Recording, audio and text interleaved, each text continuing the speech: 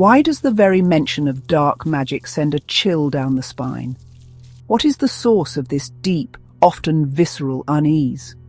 The roots of this fear are ancient, burrowing deep into our primal selves. Long before organized religions or complex societies shaped our thoughts, fear was a necessary companion, a guardian in a world of unknowns. It whispered warnings of unseen dangers lurking just beyond the firelight. This instinct, honed over millennia, remains a potent force within us, a primal echo that resonates when we confront the unfamiliar and the powerful. Consider the simple physical reality of darkness itself, the absence of light. For our ancestors, nightfall brought vulnerability, a shrouding of the known world. Predators moved under its cloak. The path ahead became treacherous, uncertain. Darkness naturally became synonymous with danger, with hidden threats. This fundamental association is deeply embedded in our collective human psyche. It is a biological imperative, a survival mechanism passed down through ages. The unseen is often perceived as the unsafe, the unlit as the unholy. This basic sensory experience lays a foundation for more complex fears. This innate apprehension of literal darkness readily transfers to the metaphorical. When we speak of dark magic, we tap into this primal wellspring of unease. It becomes inextricably linked with the unknown, with that which is veiled, with practices conducted in secret, away from the reassuring light of common day. The term itself suggests something obscured, something not meant for open eyes. This inherent mystery can be both alluring and deeply unsettling to the human spirit. We are drawn to secrets, yet we also harbour a fear of what those secrets might hold. The dark in dark magic thus signifies more than just a type of practice. It signifies the hidden. The unknown, by its very nature, is a vast canvas upon which our minds can paint the most vivid, the most terrifying of images. What we do not understand, we often instinctively fear, or at least approach with caution. Dark magic, shrouded in secrecy and often complex symbolism, presents a significant unknown to those outside its specific traditions. This lack of clear understanding creates a void, a space for anxieties to flourish. It is easier to project our deepest insecurities onto something we cannot fully grasp. Thus, the fear of dark magic often becomes a reflection of our fear of the unexplained itself.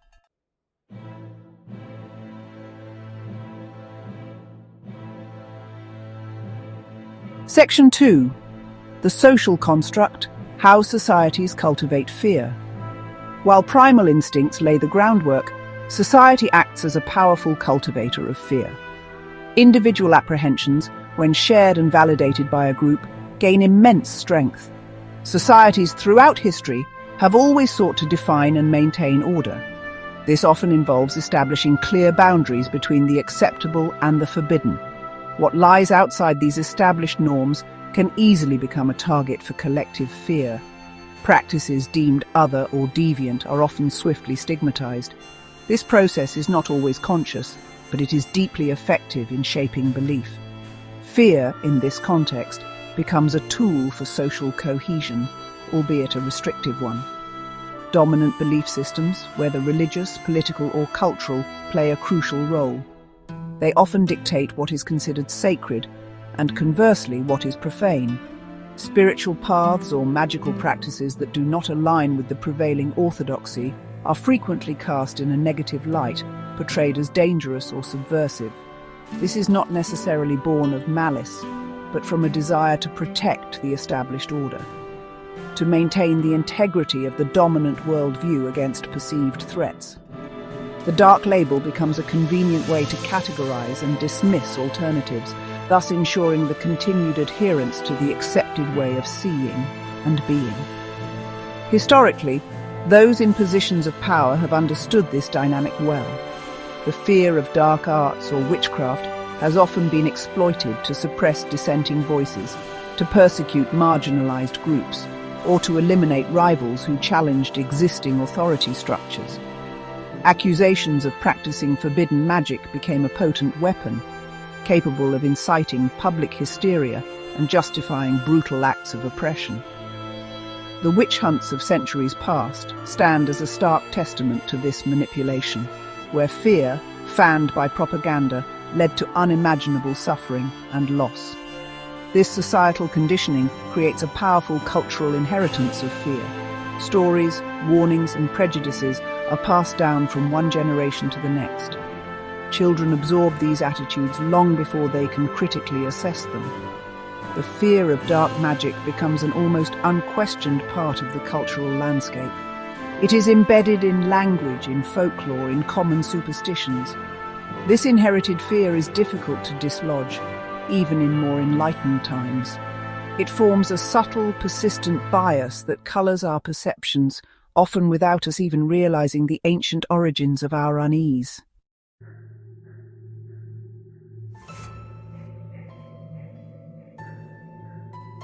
Section 3. Sacred Texts and Shadowed Arts, Religious Framing of Evil.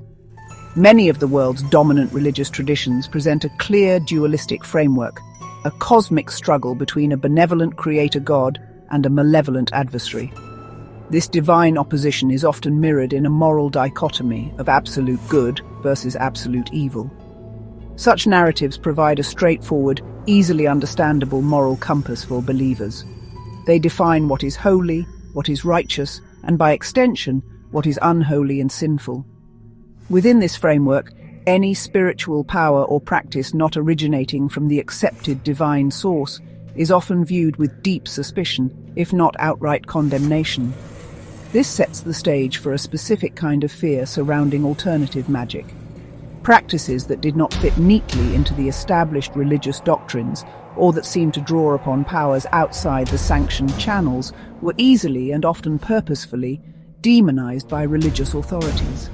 They were labeled as heretical, as devil worship, as trafficking with dark forces. The gods and spirits of older supplanted faiths were sometimes recast as demons. Their rituals and sacred sites became associated with evil and corruption. This theological reframing was a powerful tool for conversion and control, ensuring that loyalty remained with the dominant religious institution. Through this process, archetypal figures of fear were solidified in the collective imagination. The witch, communing with spirits in the dead of night, became a potent symbol, no longer a wise woman or healer, but a malevolent agent of the devil. The sorcerer, delving into forbidden lore, was seen as bartering his soul for unholy power. These figures became central characters in cautionary tales, sermons, and religious art. Their supposed actions, cursing, hexing, causing misfortune, fueled public terror, and reinforced the idea that any magic outside religious sanction was inherently evil. The fear was not just of harm, but of spiritual damnation. This creation of a powerful, enduring narrative solidified the stigma. It equated unfamiliar or independent spiritual practices with absolute objective evil. The fear of dark magic became intertwined with the fear of Satan, of demons, of hell itself. This was not merely a fear of the unknown, but a fear of ultimate spiritual peril. Such deeply ingrained religious conditioning has had a lasting impact, shaping Western culture's perception of magic for centuries, even in secular contexts. The echoes of these theological battles still resonate in our modern anxieties, contributing significantly to the instinctive recoil many feel towards dark magic.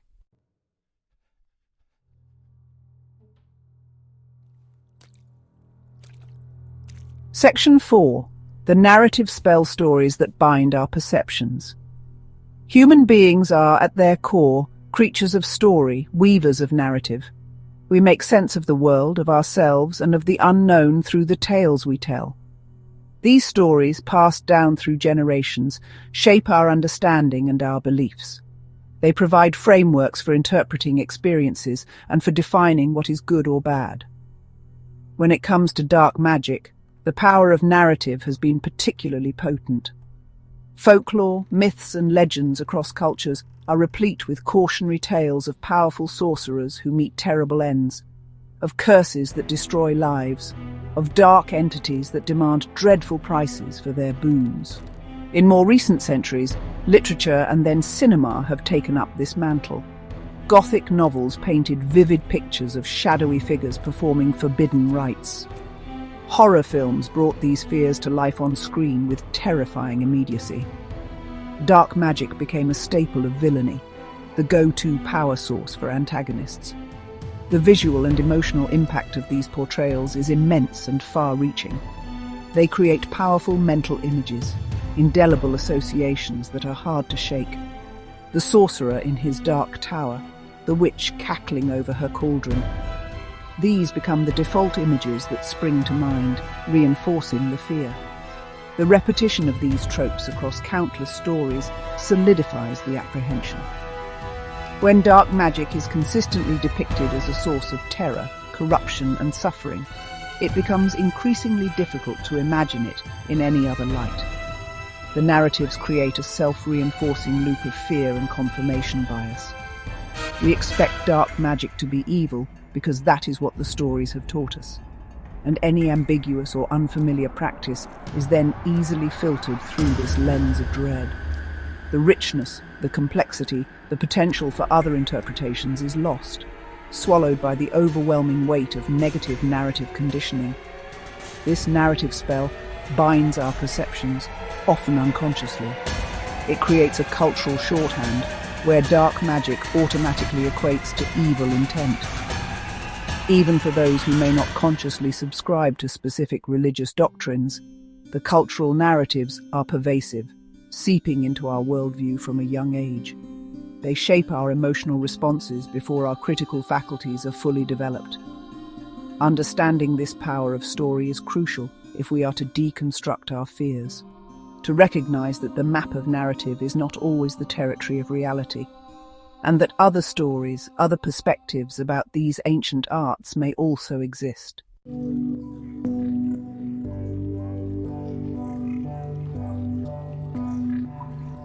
Section 5. Looking inward, deconstructing our inherited biases. Having explored these primal, societal, religious, and narrative roots of fear, we are now equipped to begin a more personal, introspective journey. Understanding the origins of our apprehension allows us to question its absolute validity. Is our fear of dark magic an informed response to a genuine threat, or is it an inherited echo, a cultural script we have unknowingly adopted? This is not to dismiss legitimate caution or ethical concerns entirely, but to encourage a deeper, more nuanced examination of our own inner landscape, to separate the learned fear from the lived experience. The invitation here is to look within, with honesty and courage, to gently probe the nature of our own perceptions and biases. When we hear the phrase dark magic, what feelings arise within us? What images, what assumptions immediately surface in our minds? Are these responses based on direct knowledge, on careful study, or are they reflections of the stories we've been told, the fears we've absorbed? This self-reflection is a vital step towards true spiritual discernment. A willingness to unlearn can be as powerful as the willingness to learn. What is it that we truly fear when we contemplate these shadowed arts? Is it the magic itself, the idea of unseen forces being manipulated? Or is it perhaps something deeper, a fear of the unknown as we first discussed? A fear of losing control, either our own or societal control? A fear of confronting aspects of power or of human nature that make us uncomfortable? Sometimes what we label as dark in the outer world is merely a projection of the unacknowledged shadows within our own selves, the parts of our own potential or psyche that we have yet to integrate. At Alice 1, our guiding principle is that all is one. This encourages us to look beyond simplistic labels, to seek understanding over judgment. The fear of dark magic, while understandable given its complex history, can ultimately limit our perception of the vast spectrum of spiritual experience. By acknowledging the roots of this fear, we empower ourselves to move beyond it, to approach all paths, even those shrouded in mystery, with an open heart, to discern for ourselves what resonates with truth and what is merely an echo of old anxieties. This conscious deconstruction is the key to unlocking a richer, more complete spiritual awareness.